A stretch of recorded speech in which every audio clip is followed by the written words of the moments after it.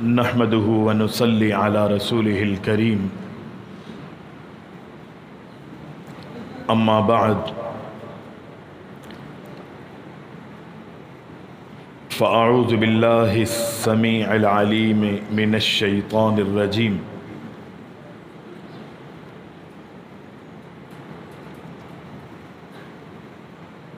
بسم الله الرحمن الرحيم يا أيها المزمل قم الليل إلا قليلا نصفه أو انقص منه قليلا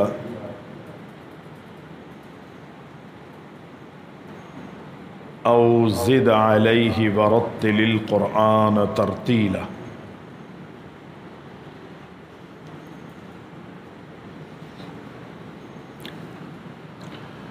اللہ تعالیٰ کی حمد و ثنا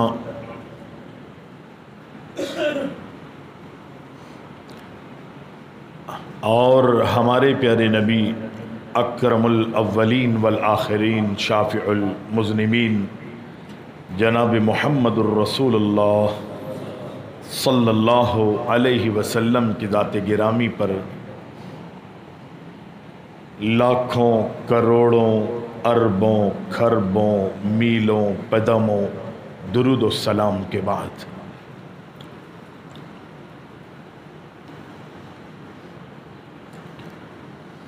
رمضان المبارک کا مہینہ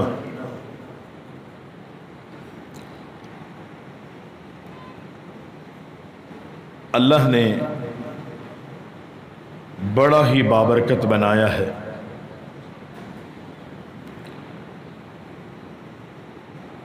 اس مہینے کی بڑی خصوصیات ہیں۔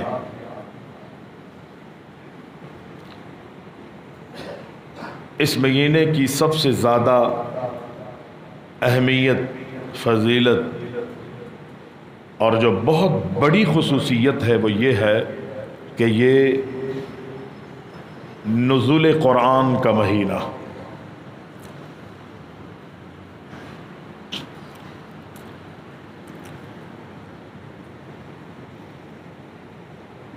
ویسے تو بہت سے اعمال اللہ تعالیٰ نے اس مہینے میں کرنے کے حکم دیے ہیں۔ روزہ ہے، زکوٰۃ کا اہتمام ہے، اللہ کے راستے میں خرچ کرنے کی تاکید، تلقین، لوگوں کے ساتھ صلہ رحمی،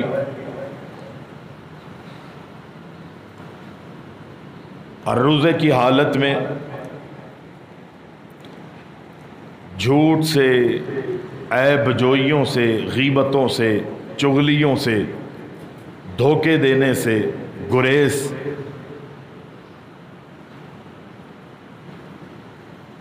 ایک دوسرے کو روزہ افطار کرنے کی تلقین، کروانے کی تلقین، یہ ساری چیزیں اللہ کے نبی علیہ السلام نے خود بھی اپنائیں اور اپنی امت کو بھی ان باتوں کی تلقین کی۔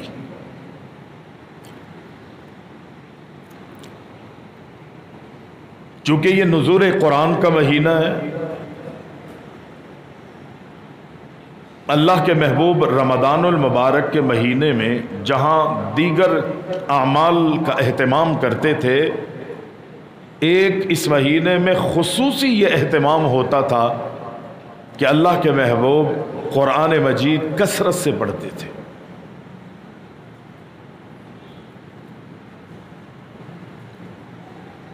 اور قرآن کے حوالے سے انتہا یہاں تک ہوئی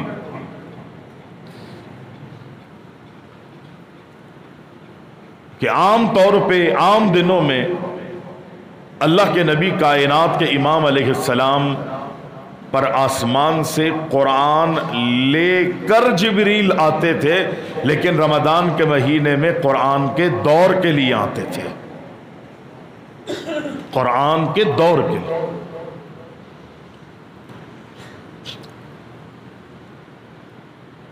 رمضان میں ایک مرتبہ قرآن کا دور کرتے تھے اللہ کے رسول جبریل کے ساتھ، لیکن آخری سال 2 مرتبہ دور کیا، جو آپ کے دنیا سے جانے کا سال تھا۔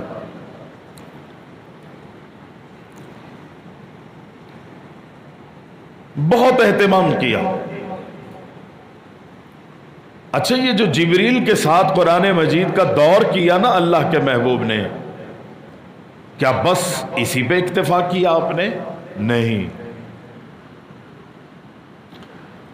لوگوں کے سامنے تلاوت کرنا، لوگوں کو قیام کروانا، جبریل کے ساتھ دور کرنا، یہ سارے مراحل چل رہے تھے۔ یہ نہیں کہ جبریل آ گئے دور ہو گیا، بس جو ڈیوٹی تھی، جو ذمہ داری تھی۔ ہمارے ہاں تو یہی ہوتا ہے نا کہ جی کوٹا پورا ہو گیا ہمارا بس۔ لیکن نبی علیہ السلام اگر رات کی تاریکی میں قیام کر رہے ہوتے تھے تو اس کو آپ نے چھوڑا نہیں کہ جبریل آئے ہیں، دور تو ہو چکا، جاری رکھا اللہ کے رسول نے عمل۔ رمضان کے مہینے میں اگرچہ روزہ لازمی عمل ہے، خصوصی عمل ہے، اس کے بغیر گزارا اور چارہ نہیں ہے، اور رات کا قیام ایک ایسا عمل ہے کہ اگر کوئی شخص رات کا قیام یعنی قیام رمضان اور قیام اللیل ادا نہیں کرے گا تو وہ گناہگار نہیں، وہ مجرم نہیں۔ لوگ کہتے ہیں کہ جی روزہ رکھنے والے کو قیام جو ہے وہ لازمی کرنا پڑے گا، تراویح جو ہے وہ ضروری پڑھنی پڑے گی۔ ایسا نہیں ہے، یہ غلط فہمی ہے۔ اور بعض لوگ بعض کو تانا بھی دے دیتے ہیں کہ یار تم روزہ رکھ رہے ہو، رات کو تراویح تو پڑھی نہیں ہے تم نے، روزہ کیسے قبول ہوگا؟ ایک دوسرے کی قبولیت کے لیے ایک دوسرے کے ساتھ کوئی تعلق نہیں، قبولیت کے لیے ویسے گہرا تعلق ہے۔ رمضان کے مہینے میں روزے کا بھی حکم ہے اور قرآن مجید کی تلاوت کا بھی اللہ کے محبوب نے حکم دیا۔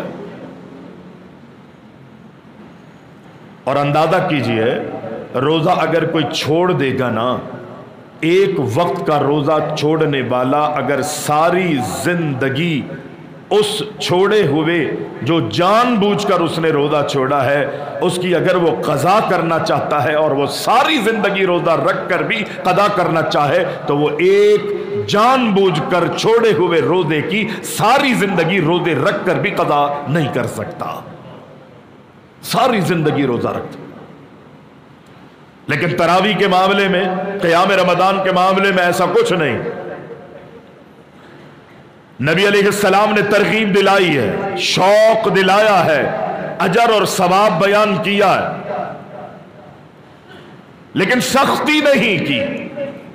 اور جب اجر اور ثواب کی باری آئی، روزہ نہ رکھنے والا کفر کا مرتکب ہوتا ہے، قیام رمضان ادا کرنے والا کفر کا مرتکب نہیں ہوتا۔ لیکن جب اجر اور ثواب کی باری آئی نا، اللہ اکبر، نبی علیہ السلام نے گناہوں کی معافی کا مسئلہ آیا تو نبی علیہ السلام نے فرمایا من صام رمضان ایمانا و احتسابا غفر له ما تقدم من ذنبہ، جو اللہ کی رضا کے لیے ایماندار شخص ثواب کی نیت سے روزہ رکھتا ہے، اللہ اس کے سابقہ سارے گناہ معاف کر دیتا ہے۔